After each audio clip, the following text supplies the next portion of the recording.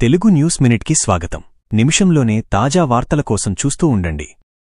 ఆదివారం జగ్గంపేట నియోజకవర్గంలోని Purushottapatnam lift irrigation పథకం స్టేజ్ 2 పవర్ ప్రెజర్ మెయిన్ ద్వారా మామిడాడ ట్యాంకుకు నీటి సరఫరా చేసేందుకు చేపట్టిన జ్యోతుల పాపారావు లిఫ్ట్ ఇరిగేషన్ పథకం శంకుస్థాపన కార్యక్రమంలో నీటిపారుదల శాఖ మంత్రి నిమ్మల రామానాయుడు పాల్గొన్నారు.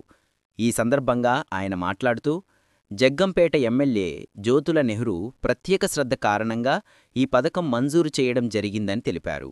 3,49,00,000 రూపాయలతో చేపట్టే ఈ ప్రాజెక్టు ద్వారా 3,500 ఎకరాలకు సాగునీరు అందుతుందని మంత్రి రామానాయుడు తెలిపారు. రాష్ట్ర వ్యాప్తంగా 1,040 లిఫ్ట్ ఇరిగేషన్లు ఉంటే అందులో 240 మాత్రమే పనిచేస్తున్నాయని ఆయన తెలిపారు. జగ్గంపేట ఎమ్మెల్యే జ్యోతుల నెహ్రూ మాట్లాడుతూ, ఇదే కాకుండా తాళ్లూరి లిఫ్ట్ ఇరిగేషన్కు 54 కోట్లు మంజూరు చేయడం జరిగిందని తెలిపారు.